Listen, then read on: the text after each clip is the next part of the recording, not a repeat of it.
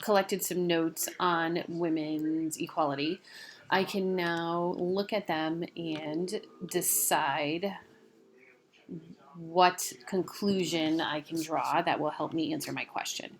So, my research question was, how do we ensure women have equal rights?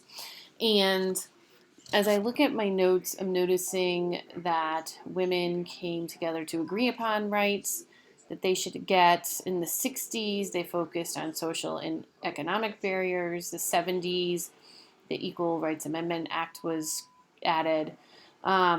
In 72, Title IX was added to end discrimination in school. In 2013, the ban was lifted to allow women to serve in combat in the military. So when I look at that, what that makes me, I think one way that we can ensure women have equal rights is to continuously look at different areas where progress needs to be made. So I think my claim is, and I'm going to write on my sticky note his,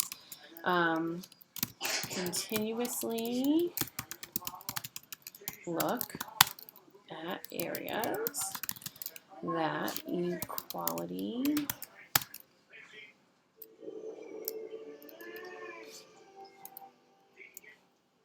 or not continuously look to see where